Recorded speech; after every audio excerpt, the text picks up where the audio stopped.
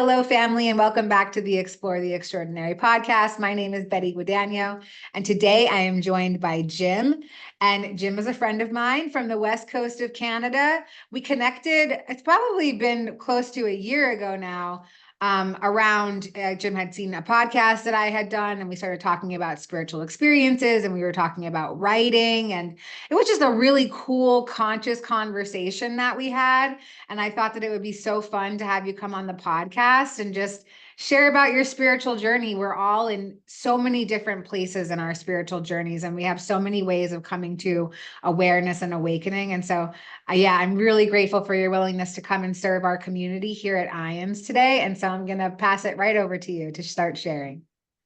Oh, shucks. Well, first of all, let me just say thanks, Betty, for inviting me on.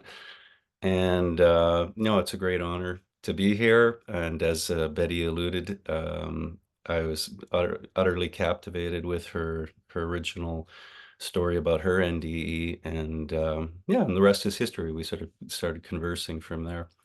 So Betty asked me to share a bit about myself. So I grew up here on the west coast of Canada, Vancouver Island, for anybody who's might be familiar with it.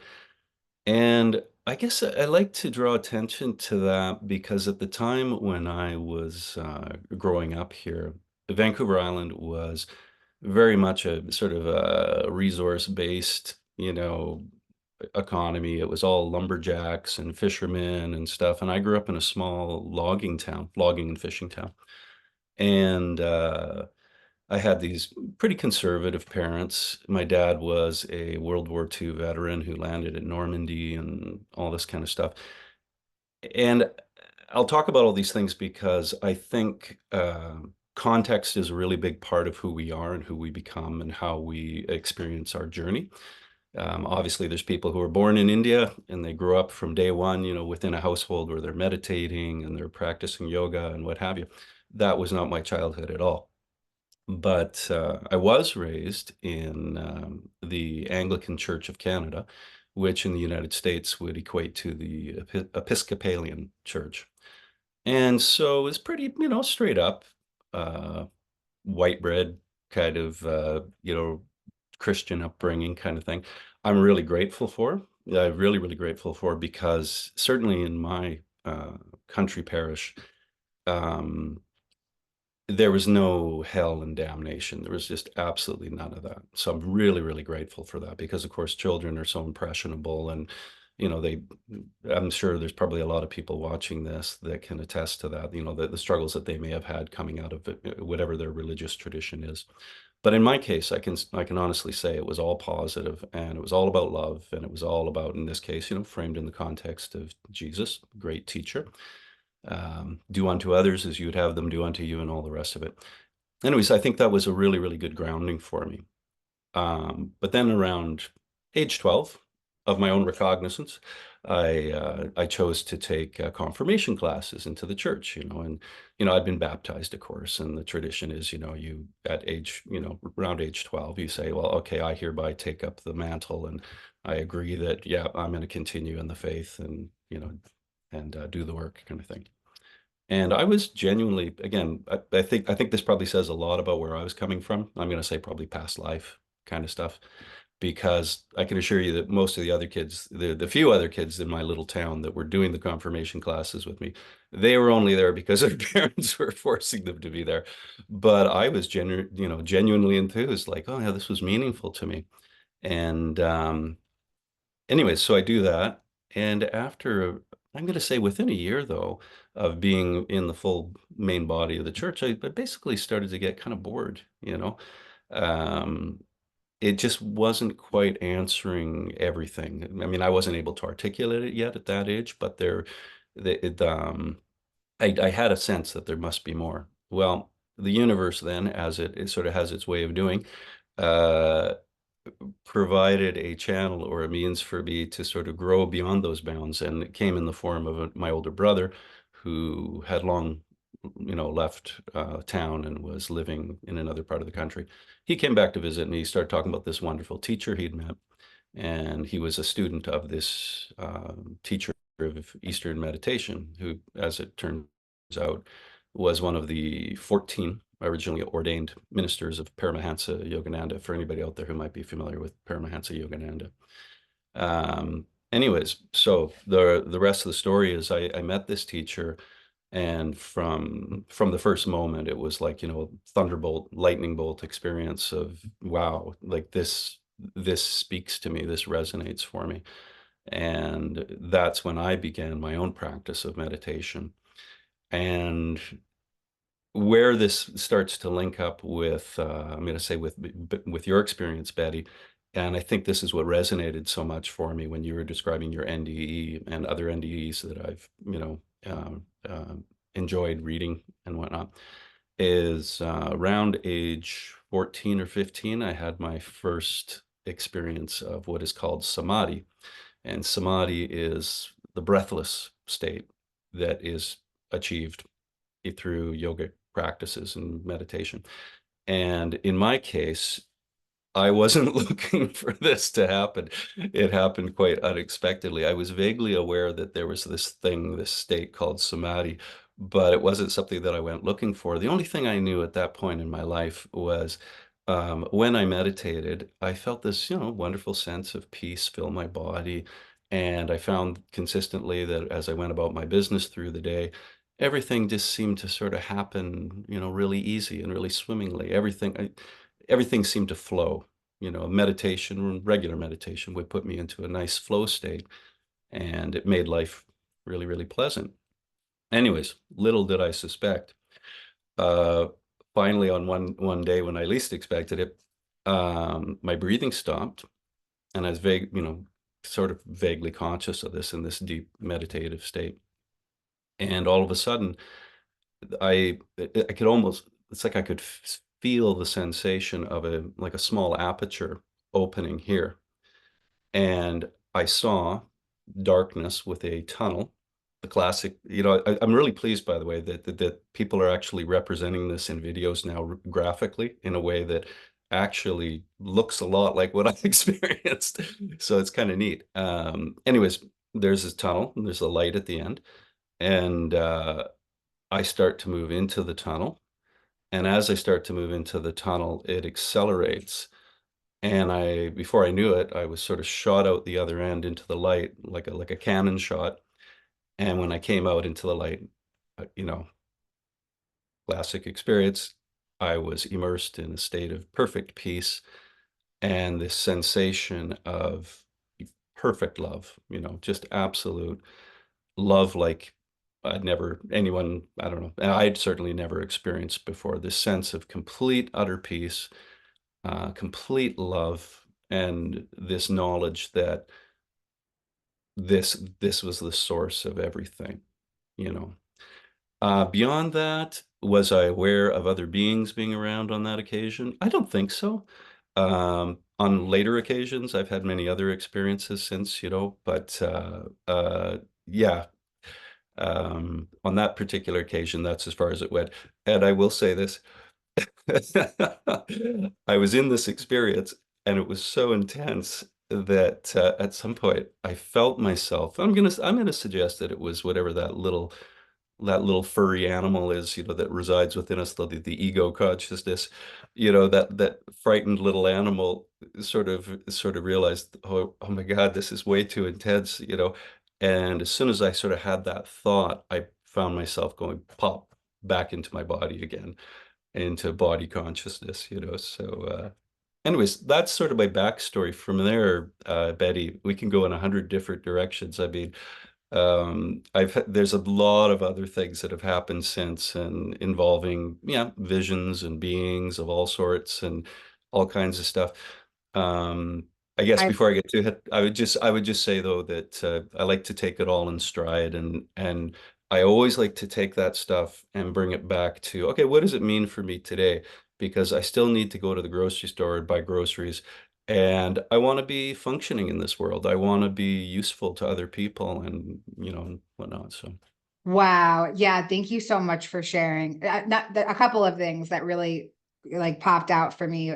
Number one, you're sharing about a profound spiritual experience that has so many mirrored experiences to near death experiencers, Yeah. and that did not happen through death. And so I think that that's a really important thing to bring up, that we can have these profound experiences. I love how you said, like, this was not through any sort of practice. This is just something that happened. And why do things like that happen?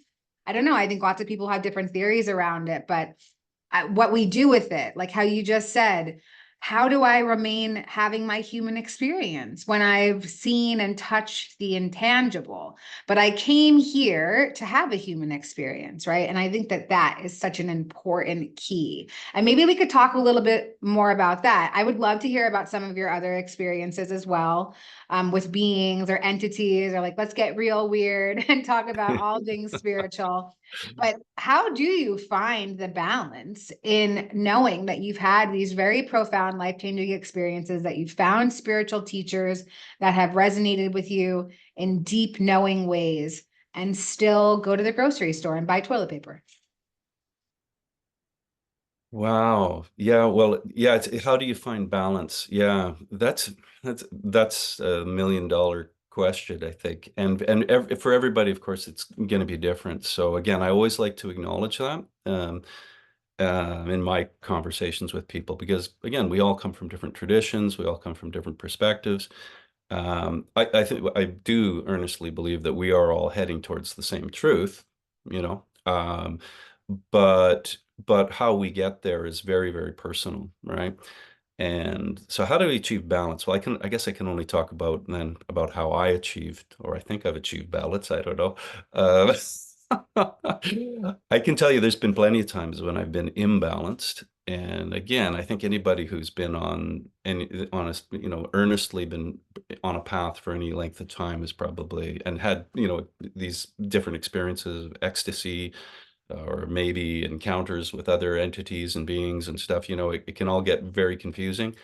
And but for myself, I tend to believe it has a lot to do with that early grounding that I had as a child.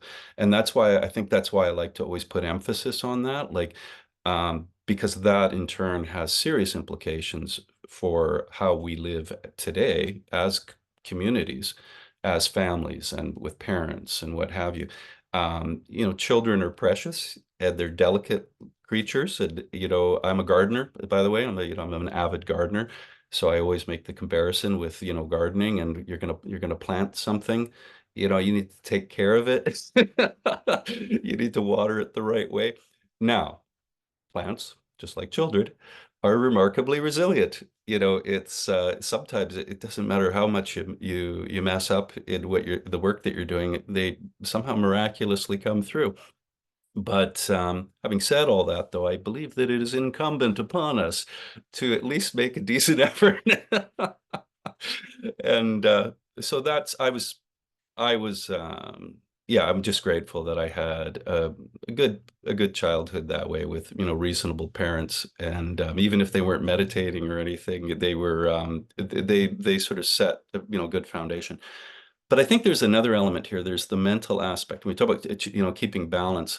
Um, a lot of these experiences, of course, can be very, very disorienting. And if I can speak for a moment from the yogic perspective, it's pretty well understood, at least in India, that if you practice certain meditation techniques and yogic techniques, you run a little bit of risk at times if you overdo it, like, so what does that mean?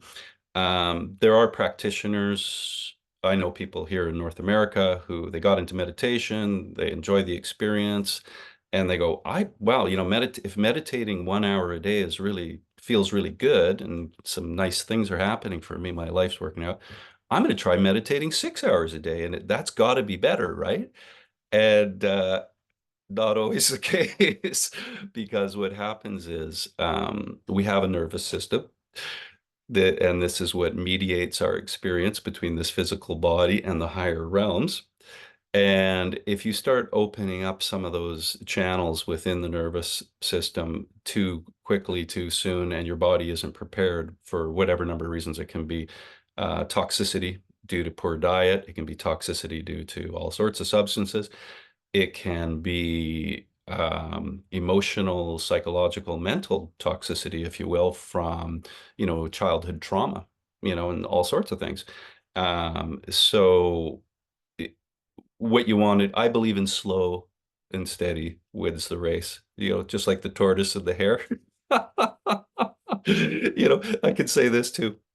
For years, when people would in the community would talk about, oh yeah, I can't wait to, achieve enlightenment, I want to go all the way, and I want to make sure that I, cancel out the cycle of rebirths, and whatever in this lifetime. And I'm like, yeah, I don't know. I'm happy just to go one step at a time, and let's just see where we get, and I'll check in with you later. But anyways, it's been working. I feel like it's been working for me because year by year, there's been sort of a steady unfoldment, I think. And I've become, I don't know, in practical terms, I've become more even-tempered. I've, yeah. And then, of course, things like, I like bringing this up to sort of this part of the picture of how things happen naturally, is that I never used to see auras. And I knew about auras, and I heard people talk about auras, and I'd even had people read my auras, and I was like, oh, that's cool. Oh well, I don't know if that's ever going to happen for me, but it doesn't really matter one way or another, I don't figure.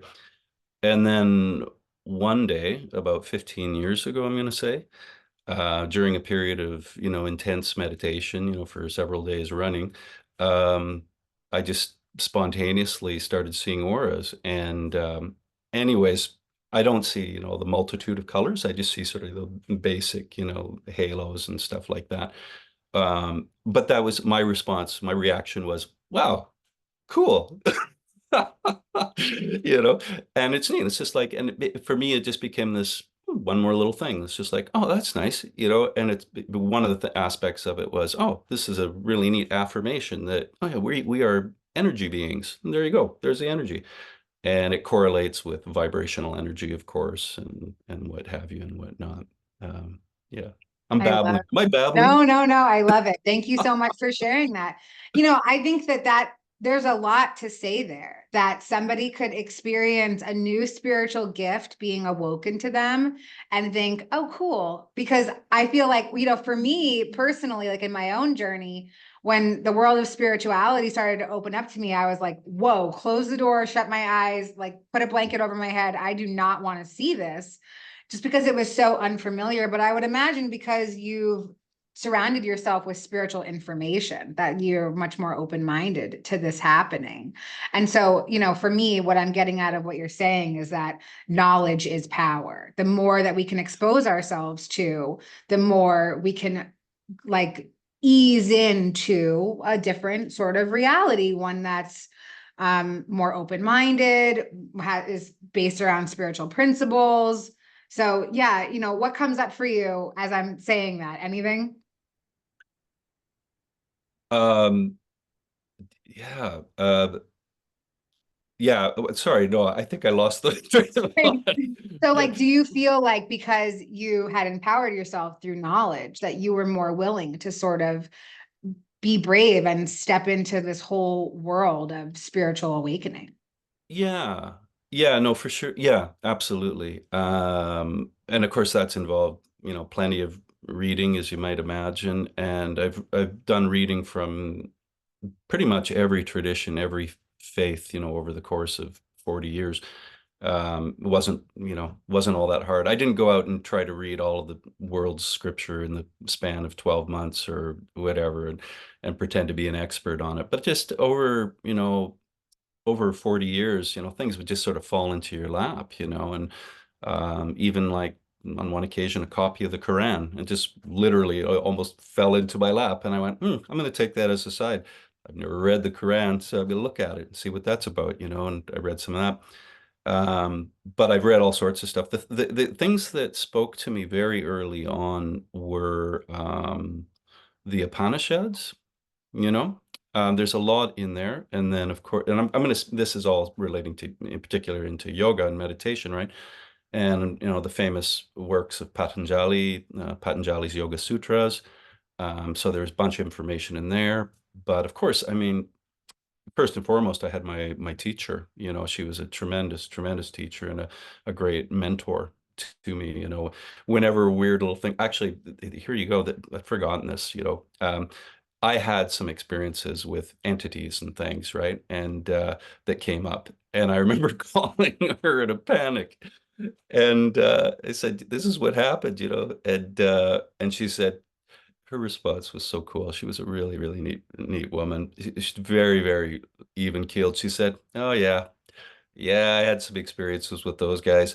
Yeah, you just want to sort of, yeah, you don't want to sort of mess around with those guys too much. I mean, that's nice, but just tell them that thanks, but no thanks. You're working on your own stuff, and and that was really cool. And I suppose that kind of mentorship with that kind of calm and that kind of experience, that gives you a degree of confidence, no question. But yeah, the reading, all the other experiences, the fact that my eldest brother, again, was also at one point in his life, in his career trajectory, was a counselor, like a community worker, community counselor.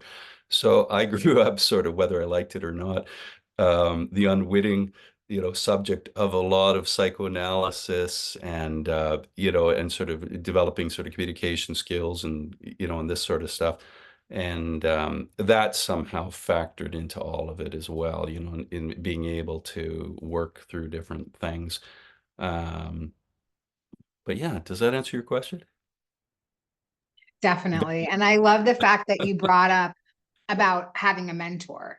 And, it goes back to like that old saying that when the student is ready, the teacher will appear. And I think that kind of gives me a lot of hope too, just the fact that that's also been a part of your journey.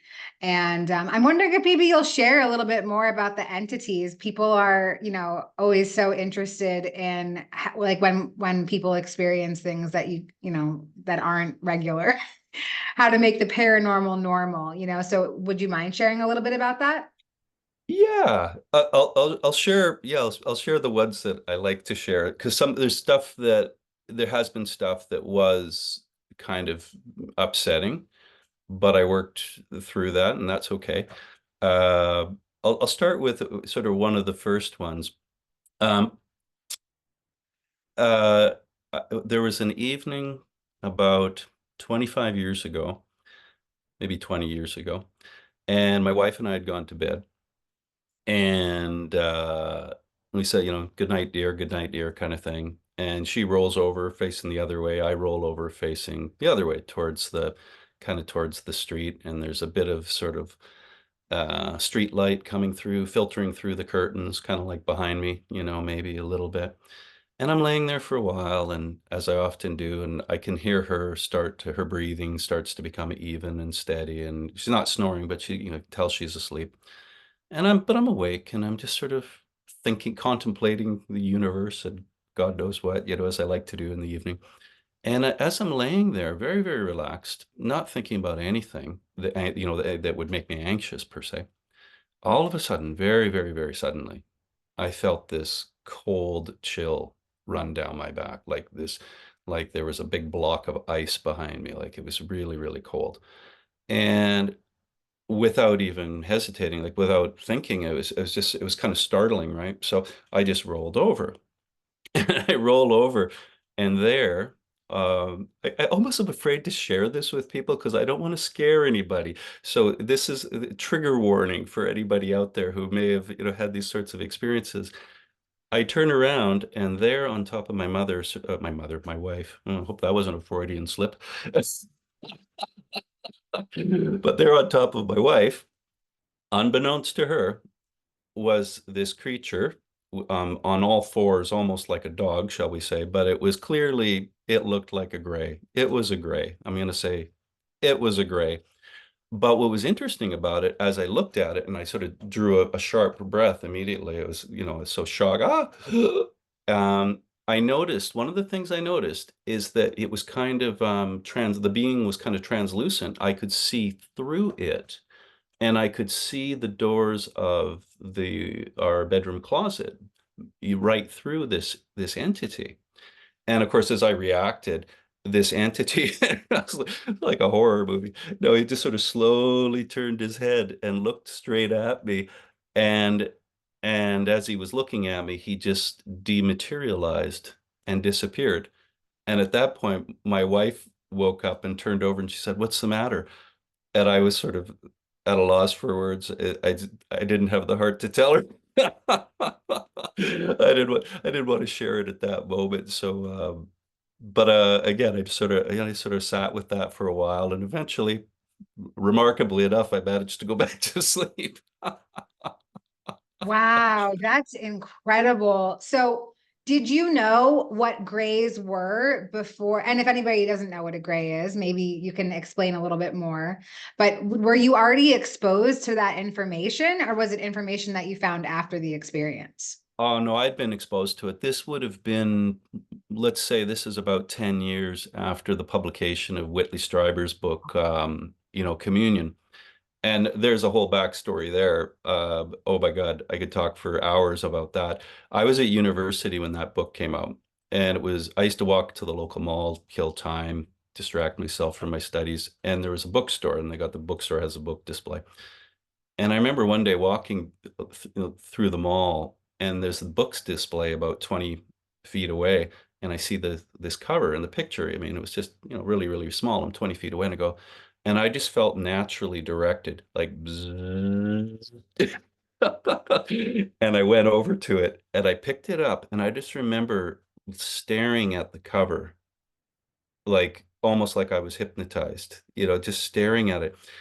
And then what happened, I realized later as being kind of unusual for me as a book person with a degree in literature. Whenever I pick up a book that I'm interested in, I automatically flip it open and start reading bits and pieces of it. On this occasion, I did not. I just stood there staring at the book, at that image, and then I put the book back. And then I turned and went on my way. And later, I went back home between semesters at university, and I'm reunited with my elder brother and my two older brothers and my sister, and they're all talking about this book that they're reading, and I'm listening. I'm like, "Oh, what's this book that you're talking about?" And then they say, "This book." And I went, like, oh my God, okay, so what's that about? And then we started talking about it and unpacking it. And I don't want to sort of go down the rabbit hole on this because, like, again, I could talk for hours, but in my region of the world, there is a long, long, long, long history of UFO encounters, sightings, abductions, all kinds of stuff. And I have some memories, stuff that slowly come back and whatnot. So it's kind of like, yeah, been there, done that. There's a whole history there. And uh, but it's not that I'm averse to talking about it. It's just that there's so much. Like I say, it's a rabbit hole, and I guess it's indicative of what my teacher taught me years ago. Like I don't like to get too, hung up on it and too distracted by it. It's important to understand it. And I absolutely don't believe that we should be in denial about these things. We should make, reasonable efforts to understand what's going on and whatnot. But yeah, but that's sort of the extent of it. I wanted to point to, I think you would be very interested in this story that I want to share now. A couple of years ago, and this is going to relate to entities and everything, okay? So a couple of years ago, I went and did my first professional past life, hypnotic regression with a very highly qualified, really, really good therapist here in where I live. And um, it was really interesting. I was trying to unpack, I was trying to get at something that, that I carried with me all my life. There was a particular kind of issue that was bothering me. And I remember reading through some of these, past life regression books that people were saying, if you ever got something in your life that's really sticky and like it won't go away, it doesn't matter how much meditation you do, it doesn't matter how much you work out at the gym, it doesn't, this just won't go away. And that's very often a sign that it's a red flag that there's something maybe from a past life that's just still kind of sticking to you, and it's, you need to get over it. Anyway, so the regression therapy can help. So anyway, so I go and do this. And sure enough, I go to a past life where, yeah, I was in Europe a couple hundred years ago. Very interesting life. Very much reflects a lot of my current tendencies and habits, in terms of being a gardener and everything else. But here's the punchline. At the end of your past life regression, you're led to the time of your death. And it's like, okay, you're going to die now. And okay, what does that look like? Okay, I died a heart attack. And it's like, okay, now you're going to go to the light. And usually in these experiences, people go to the light pretty quickly. And they did. They go, oh yeah, it's a beautiful experience. I'm in the light and I'm surrounded by my relatives and it's great. Uh, I got about halfway and I was like literally in this vision that I was having, this internal vision. Oh, and keep in mind, by the way, for anybody that's not familiar with this, is that at no time did I forget that who I was. I knew that I was Jim Grove on Vancouver Island on in this woman's, therapeutic office. But at the same time, I was having these clear visions from whatever this past life was. So I'm going up into the clouds, into the sky, and then I just get stuck. And I started like sobbing and crying, and this heavy grief came out, which was the whole reason I went there in the first place, was this grief that I've carried all my life and had carried all my life. And so the therapist says, okay, I want you to now summon your guides. You can do this. You can summon your guides, and your guides will come and they'll help you out with this. So, in under hypnosis, you just sort of you think the thought, and yeah, sure enough, the stuff happens. Well, this is what happened. This is the vision I had, and let's for a moment understand too that whatever visions are, a lot of times they can be, I believe, a projection of our own consciousness. Our little human brain, trying to make sense of whatever this information is and these energies are that are coming to us, right? So, here's the vision. There's a cloud in the distance, and out of the cloud comes some kind of craft. And I have to laugh. And this craft sort of approaches me, and then all of a sudden, the craft isn't there. There's just these two beings in front of me, and I can sense one of them is male and one of them is female, and they're communicating with me telepathically, and they're just reassuring me, and they're entirely loving, and it's absolutely wonderful. It's beautiful. Uh, but the punchline is I'm looking at them, and part of my present day consciousness is just kind of like, holy smokes. Uh, they look like extraterrestrials as we understand them, right? Not grays precisely, but the other beings that they often describe, who are taller but kind of that chiseled, pointy chin and big eyes and stuff. And like I say, I feel fortunate that I could laugh about this stuff. Just sort of like, okay, this is what's happening. The beauty of it is that through that experience, my guides did as my therapist promised. They led me through to the white light, and then I was able to complete that experience and tie it up in a bow. I resolved that issue, by the way, that I'd gone there to see her for. So it's really a wonderful experience. Wow. Thank you so much for sharing that, because a light bulb just went off in my head as you were sharing. And I was like, oh yeah, of course, it's probably past life something. So that's just like for me in this very right now moment. Thank you very, very much. And yeah, again, like you're kind of sharing more about how like willing and accepting you are to be confronted and to dive into these deep realms of consciousness. And I think that is amazing, because I think that it takes a certain level of courage, exercising that spiritual principle of courage in our lives in order to continue to be a seeker, to search, and to remain open-minded to experiences and like, weird fringe stuff happening to us. I think that's so great. And I just want to say that at IANDS, we actually are just starting a UFO, ET, NDE experiencer group. So I'm going to put a link for that in the liner notes of this episode, because Uh-huh. it's very synchronistic that you happen to be sharing about this. And we're Well, just starting this group at IANDS, because I feel like the experiences are very linked together. I feel like people who have sort of ET experiences, like these are spiritual experiences. It's like other realms of spiritual worlds. So I'm so grateful that you're sharing about it. yeah. I think I'm suddenly reminded of, amidst my, many readings and whatnot, and then direct conversations with my own teacher. Um, if you delve into the writings of, uh, some of the yogis of, of India, they talk about there's other planets, with other beings. And this isn't often presented in North America when people go and take yoga classes or whatever. This isn't talked about, right?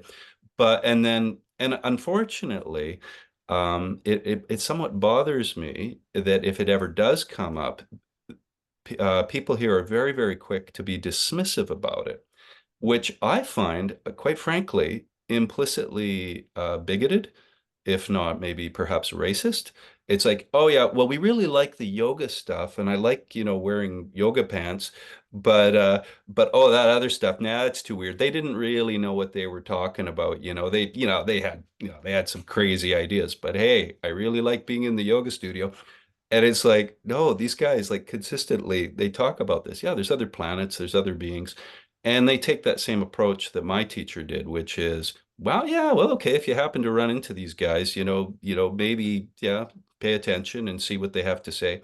But also don't just sort of jump in and make the assumption, oh, they must be enlightened beings who are, they're going to fix everything for me. Nah, we're supposed to be fixing things for ourselves. Wow. That is the journey. The journey is that each of us, are supposed to be, assuming the responsibility of doing our own personal work. And now, along the way, if these other guys show up and they help us out with some good information and nice, some mentorship and a few pointers, hey, that's great. But we can never allow ourselves to sort of slip into this delusion that, oh, great, they're here now, we don't have to do anything. Let's just step back, let them take care of it. No, it's not. That's not how it works. Wow. Yes, I love that. I love that so much. Yeah, it's just reminding me, like I just watched this like docu-series about a cult and it was basically exactly what you're saying, like, oh, they'll come, they'll clean it up and we're just going to wait for it. And yeah, like that really takes all the autonomy out of the spiritual journey. Like we came here to experience something for ourselves, and I love that you're, yeah, I don't know why that's what came into my mind when you said that. We're not a cult. We're not trying to start a cult, unless, no, I'm just kidding. Um, but Well, yeah, I love that.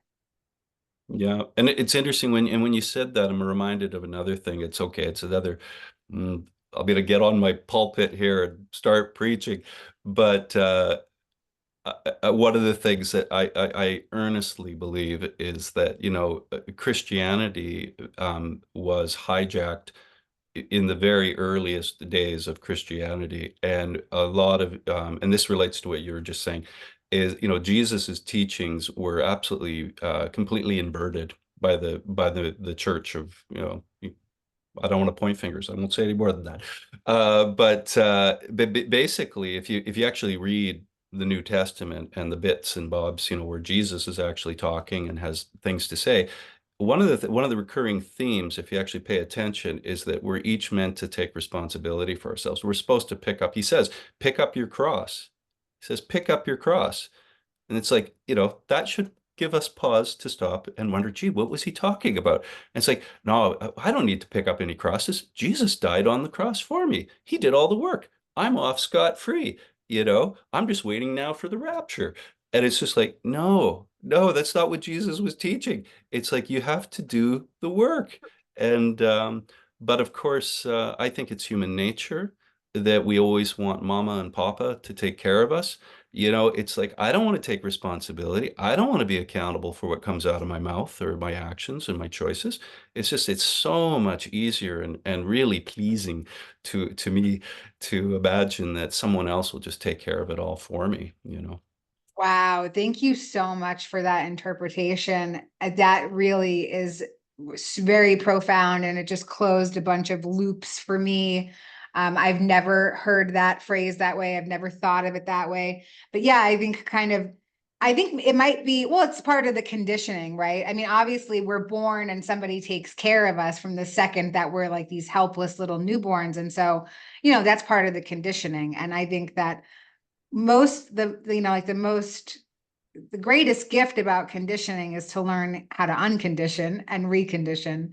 So I love what you're saying, because Yeah. it's just another reminder that maybe we've been misled, and not purposefully or maliciously, but it's just the way that it is, because I think that Yeah. that's part of the human experience, is to unlearn and relearn. And yeah, I'm so grateful for you and your willingness to come out and share. You've led a super fascinating life. And I'm so grateful for you, and yeah, just being willing to share, just with me and with whoever else watches this. So I just want to see if there's anything else that you'd like to share to feel more complete about our time together today. Oh, one thought just occurred to me after I just finished slaying the Christian church.